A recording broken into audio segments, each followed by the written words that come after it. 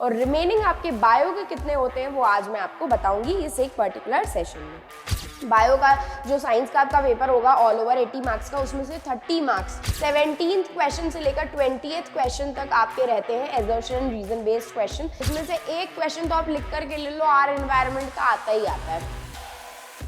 हे sales, कैसे हैं आप सब? आई होप सब बहुत अच्छे होंगे। सबकी पढ़ाई भी और लाइफ भी आई होप सो काफी अमेजिंग चल रही होगी। मैं हूं आपकी अपनी Khushboo ma'am, biology master teacher at Vedantu. तो आज के सेशन में हम करने वाले हैं आपका लेटेस्ट पेपर पैटर्न जो आपके क्लास 10th का होने वाला है। मतलब कि एमसीक्यू के कितने क्वेश्चंस आपके आएंगे, स्पेसिफिकली आपके बायो सब्जेक्ट के सेक्शन बी में कितने क्वेश्चंस होंगे, सी में, डी में और ई में आपके स्पेसिफिकली बायो के कितने क्वेश्चंस होंगे, आज हम इसी एक लेटेस्ट पेपर पैटर्न में आपसे डिस्कस करेंगे। ऐसे ही ऑलरेडी आपके AKR सर और निकिता मैम आपको बता चुकी है कि साइंस में जो ओवरऑल आपका पूरा साइंस का पेपर होता है उसमें फिजिक्स के और केमिस्ट्री के कितने कितने क्वेश्चंस रहते हैं और रिमेनिंग आपके बायो के कितने होते हैं वो आज मैं आपको बताऊंगी इस एक पर्टिकुलर सेशन में। चलो, तो लेट्स बिगिन आवर सेशन।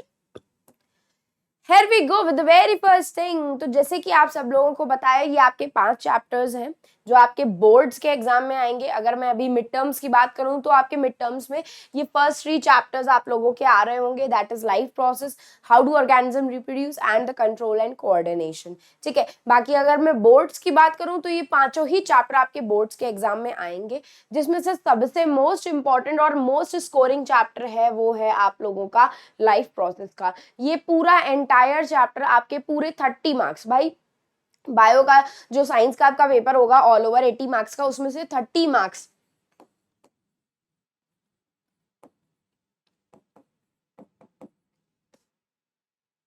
उसमें से 30 मार्क्स जो है आपका बायो सेक्शन कवर करता है। तो इस 30 मार्क्स में से 10 to 12 मार्क्स के अप्रोक्सीमेटली आपके सिर्फ और सिर्फ लाइफ प्रोसेस के क्वेश्चंस होते हैं। सोच रहे हो कितना भारी वेटेज है आपके इस एक पर्टिकुलर चैप्टर का। तो मेक श्योर जरूर करना कि आप इस एक चैप्टर को अच्छे से जरूर पढ़ रहे हो, अपने मिड टर्म्स के लिए भी और अपने एग्जाम्स के लिए भी। ठीक है, चलो तो let's start with the paper pattern. अगर मैं बात करूं तो आप लोग को ये चीज तो अब तक पता चली गई होगी कि सेक्शन ए में जो है आपके 1 मार्कर क्वेश्चंस होते हैं, एक एमसीक्यूज होते हैं। 1 to 16 क्वेश्चंस जो रहते हैं वो आपके 1 मार्कर्स रहते हैं। रिमेनिंग 4 क्वेश्चंस आपके 17th क्वेश्चन से लेकर 20th क्वेश्चन तक आपके रहते हैं एजर्शन रीजन बेस्ड क्वेश्चन।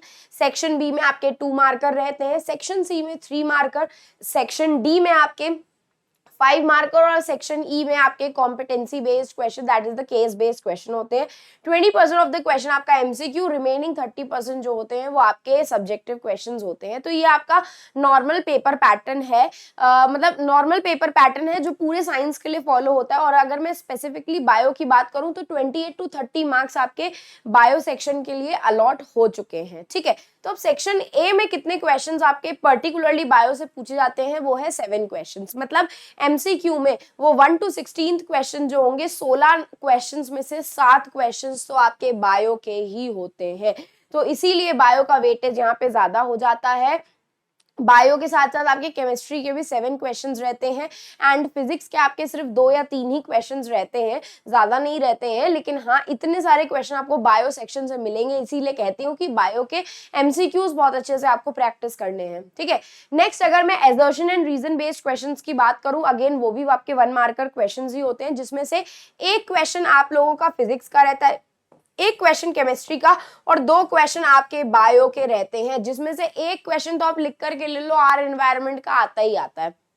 आपके एमसीक्यू में से भी 2 क्वेश्चन आपके आर एनवायरनमेंट के होते हैं और इस एक एजर्शन एंड रीजन क्वेश्चन में से भी एक क्वेश्चन तो आपका आर एनवायरनमेंट का आता ही आता है, लिख करके ले लो, कंफर्म है। ये तो बोर्ड्स की बात हो गई। अगर मिड टर्म्स की बात करूं तो मिड टर्म्स के एग्जाम में भी आपके ऐसे ही 2 question assertion and reason based पूछे जाएंगे बायो से। अगर आपका स्कूल आपके बोर्ड्स का पेपर पैटर्न फॉलो कर रहा है तो, क्योंकि ये आपके बोर्ड्स का पेपर पैटर्न है और ये एक्चुअली में जो आपके जितने भी लास्ट 10 ईयर्स के पेपर हैं और आपका जो मॉक टेस्ट पेपर या फिर जो additional practice paper CBSE release करता है ना, उसके उसको अच्छे से रीड करने के बाद, उसकी एनालिसिस करने के बाद हमने आपको ये बता रहे हैं। ऐसे नहीं कि अपने मन से मनगढ़ंत बता रहे हैं आपको, उनका एनालिसिस करने के बाद हम आपको ये चीज बता रहे हैं कि इसी तरीके के इतने ही अमाउंट ऑफ क्वेश्चंस आपके बायो के आते हैं।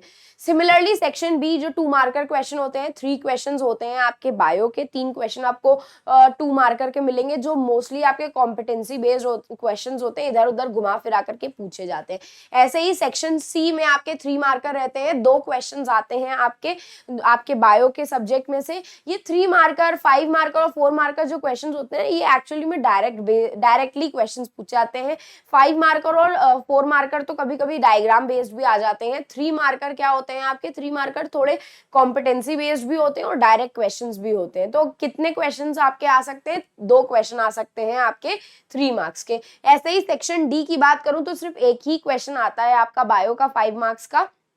एक क्वेश्चन आपका फिजिक्स का रहता है, शायद 2 क्वेश्चन केमिस्ट्री के रहते हैं, ऐसे ही कुछ रहता है, मुझे कंफर्म नहीं पता। बट हाँ, बायो का मैं कंफर्म आपको बता सकती हूँ कि एक ही क्वेश्चन रहता है आपका 5 मार्कर का। ऐसे ही एक क्वेश्चन आपका 4 मार्कर का केस बेस्ड होता है। ये तीनों सब्जेक्ट में से एक एक रहेंगे, एक आपका केमिस्ट्री का रहता है, एक आपका फिजिक्स का रहता है और एक क्वेश्चन आप लोगों का बायो का रहता है। तो इस तरीके से आपका पूरा पेपर पैटर्न बनेगा आपके मिड टर्म्स का भी और बोर्ड्स के पेपर का भी, जहां पे आपके 16 MCQ क्वेश्चन होंगे, जिसमें से 7 क्वेश्चन आपके बायो के होंगे, 4 आपके 3 या 4 क्वेश्चंस आपके एजर्शन एंड रीजन होते हैं, जिसमें से 2 क्वेश्चन आपके बायो के रहते हैं। सेक्शन बी में जो 2 मार्कर क्वेश्चन रहते हैं आपके, उसमें 3 क्वेश्चन, सी में 3 मार्कर में 2 क्वेश्चंस, 4 मार्कर में 1 और 5 मार्कर में 1 क्वेश्चन रहते हैं। तो इस तरीके से आपका पूरा एंटायर पेपर पैटर्न होने वाला है आपके। तो बस अब जाते जाते कुछ करना नहीं है आपको, टेलीग्राम चैनल को आप लोग सब्सक्राइब कर लेना, इसका लिंक आपके सेशन के डिस्क्रिप्शन बॉक्स में अवेलेबल है। और इन केस अगर आपको मुझे पर्सनली रीच आउट करना है तो आप मुझे इंस्टाग्राम पे रीच आउट कर सकते हैं, खुशबू_भाटिया मेरा इंस्टाग्राम का अकाउंट है।